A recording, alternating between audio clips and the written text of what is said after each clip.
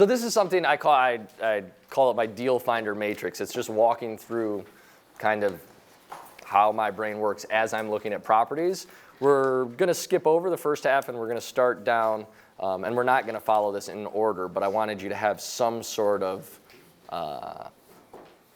guide for when you look back at this. So at the bottom of the page, when it says, when farming for deals, I'm looking to find out the following. And then there are 6 things that I'm looking for. And we'll touch on all of those as we go through. But here's the deal. We leave here today. You get home. You want to look for properties. I'm going to start on Crexi. It's probably my favorite source right now just because it tends to be the most comprehensive. And for whatever reason, I like it. So you sit at your computer for the first time. Here we are. And what are we going to do, right? We have to choose what's the most important criteria for us. Now, we're all going to have our own criteria, but generally speaking, I'm going to recommend a geographic filter of some sort. That's going to be different for all of you. So all I'm going to do to start is filter by price, right? And I'm going to make up a number. I'll use $500,000. And that took our, I didn't see, it was 500 properties down to a... Reggie. There's Reggie. I'm going to show you all. All right. It's like 30 minutes, 45 minutes from my house. Mike, when you're filtering by price, though, I mean, a lot of this stuff seems to be overinflated prices. Do you factor that in? What are you really looking to buy for if you're putting in 500,000? Maybe 500,000, maybe 300,000. If it were me and I were looking for a deal right now, I would probably put in 800 or 900,000, because even though my ideal purchase price right now might be 600, the Ken Holmes story tells me that they could be asking double that, and maybe it'll work. So all you're trying to do is narrow it down. It's going to be different for everybody, right? So everybody laughs at Reggie because that property's been listed forever. But here's the deal. I looked at that property multiple times to try to figure out if it was a deal. And not only if it was a deal, because the better question is, what would make this a deal if we could create a deal? And how many people have talked to Reggie in the room? Right? He's a broker. He's out of his mind when it comes to the price on this. But the thing is, it checks a lot of our boxes. So when I see this listing, that's why everybody in the room has expressed an interest. The things I see right off the bat are, hey, my asking price is there, right? Price per unit I don't think is something we talked about, but I see that, and that's immediately going to make me click. It's under $5-6 grand. Now, remember, everything we're talking about, when I say that about price per unit, it's out of context. I could pay 10 grand a unit if the rental rates are high, right? It's the same. Price per unit is no different than price per square foot. It's just a different guidepost. Or if the units are 30 by 80. Right, yes, absolutely. If your price per unit is considerably high. So quick look, in my brain, this is what I'm going to look at. All right, 12,000 square feet, pro forma cap rate. I don't believe you, Reggie. Pro forma NOI. I'm going to take that with a grain of salt, but price per square foot, here's the deal, 27. That's a... Hey, all right, let's look closer. Occupancy, 40. Oh, I like that too. All right? Now, when you look at Reggie's pro forma NOI at, call it 40 grand, what's the first thing that jumps into your head? What's that? Money. Why not? He's asking what It's worth 390. Right. So, Paul, I would tell you that you're on the right track, but you jumped to a conclusion. The conclusion you jumped to is you said you're not going to make much money. Well, what if I bought it for 50 grand? That's different. I'm going to make some money, right? So that's the Ken Holmes special again. If you can get it for half price, it might be a deal. At this, I'm still interested. I think pro forma, right? It starts with P, so does pretend. That's a good rule of thumb to remember. Usually, those are going to be what you find. But, all right, so it's an older property, 1981. That doesn't scare me, but you have to understand there might be some work we have to do here. So you're going to take that into account. What I would say to myself, all right, let's pretend that Reggie's right, and we could get this to be worth to have an NOI of 40, and it could be worth 400. To me, I'm going to say, all right, I got to be all in at 200. Is that possible? Maybe. I mean, not overly likely. So I'm not going to spend tons of time because I already know this deal will be killed the minute Reggie says he needs to get somewhere near his asking price, right? So this is the time we make the phone call. We're 3 minutes into our analysis and we found a reason to call him, right? Give Reggie credit. Come on, small. I'll give him credit, he's building buyer's list, that's for sure. He sure is building a buyer's list.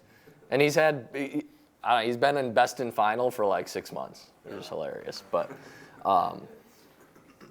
even so, there's a flyer here. We're going to poke around a little more. And I'm just looking. It's been a long time since I've looked at this. Owner financing available. That's interesting to a lot of us, right?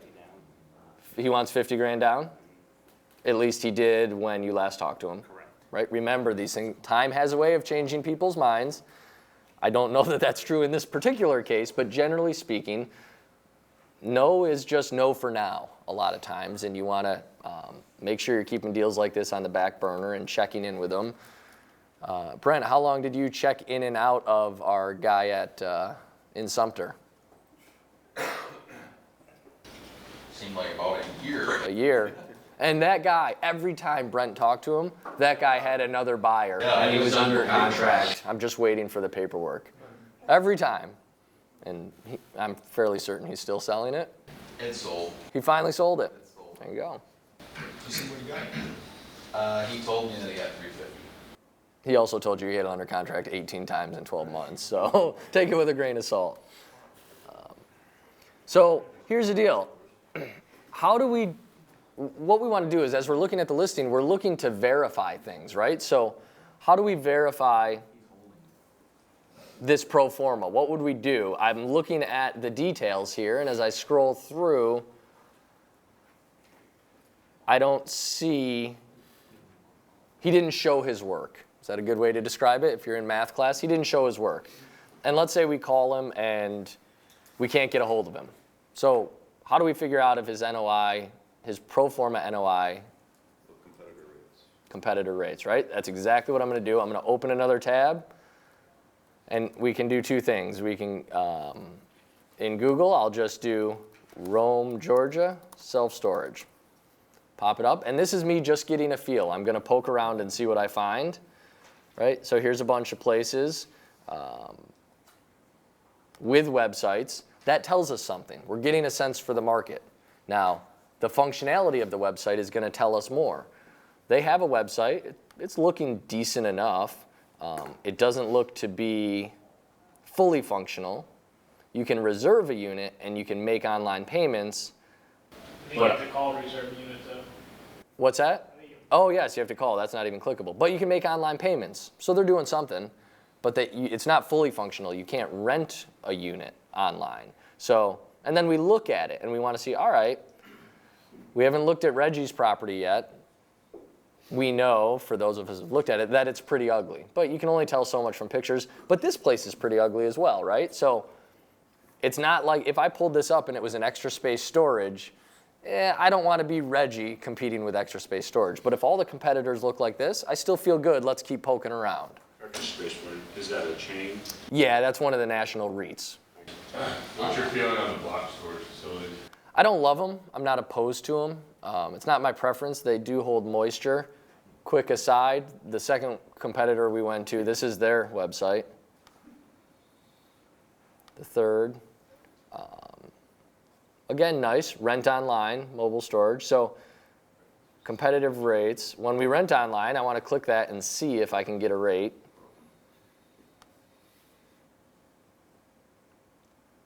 Parking, self-storage 40 by 50. So what's this mean? Their website's terrible, or they're rented for all their other unit sizes, right? So that's something that would be a plus. Basically, everything you look at, it's just a little piece of data, and it's either going to be in favor or against what you're doing.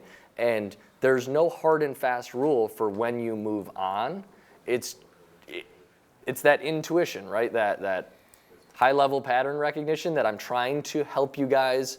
I'm trying to articulate for you guys, but I'm never going to be able to. I can't articulate how to ride a bike. Like, If you ask me how do I keep my balance on a bike, I'm like, I don't know, you just do it, man. Like, just do it. That being said, I think you've seen this and kind of how I just go back and forth. I haven't seen anything that kills this deal yet this morning, right? Let's say I couldn't find the rates at all on any of these websites. Where would I go next? You've played this game before, Brendan. We go to Sparefoot. I'm going to go, even if I found the rates, like we did find, well, we didn't, right? Even if I had found some rates, I'm still going to come to Sparefoot and punch in Rome, Georgia, and look, because I want to see, Sparefoot is one of the tools currently, this may or may not be true 12 months from now, but it's currently one of the tools we use to ramp up a facility. When it's empty, we'll use Sparefoot because it's pay for performance. We only pay if they move a customer into our place. That being said, if they do, it ends up being probably the most expensive conversion for us. It's the thing that is less expensive than is an empty unit. And so we will use it. So I want to see if I bought this place and I'm on Sparefoot, is anybody else in town? Are we going to be bidding? Because the way Sparefoot works is I tell Sparefoot, hey, I'll give you 1.1 months rent for every move-in.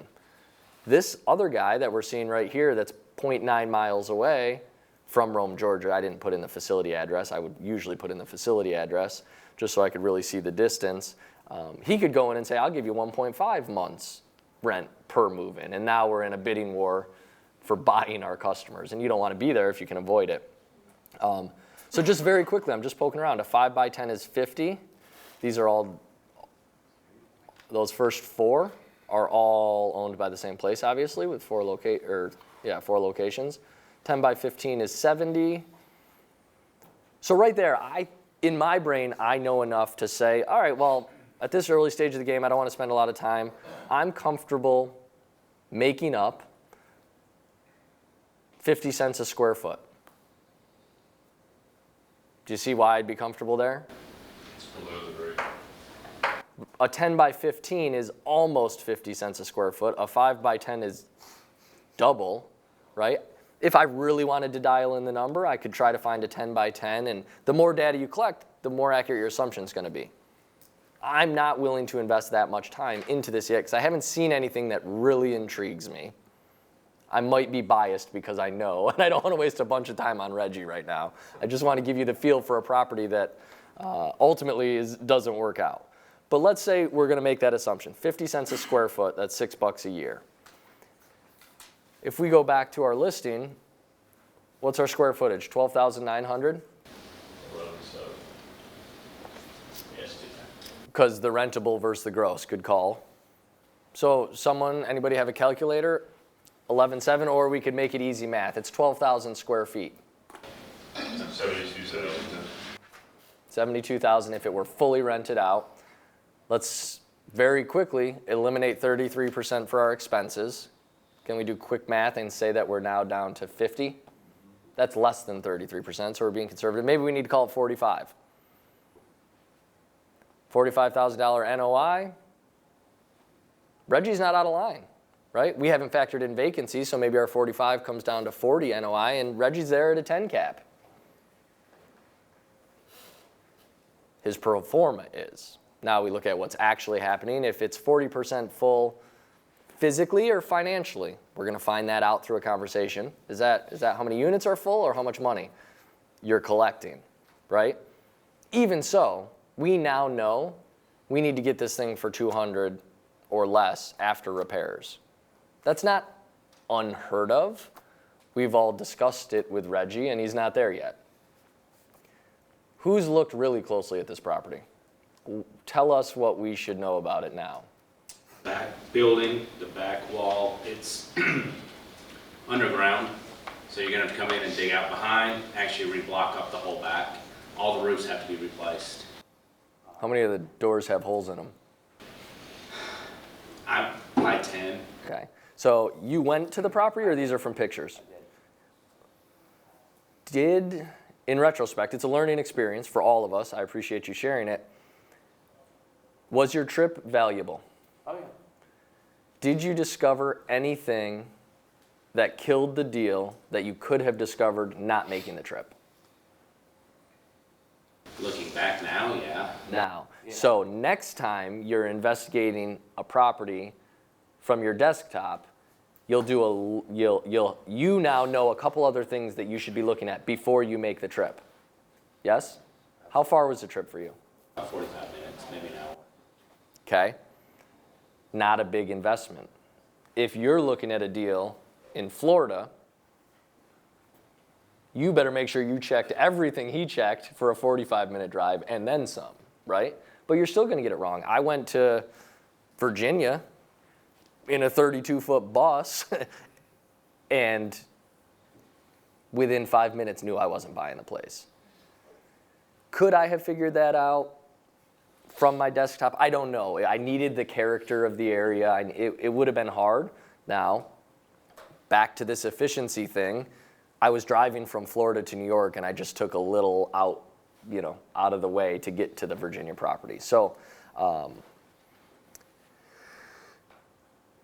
Dan now will be better equipped to do this process next time and not waste a trip.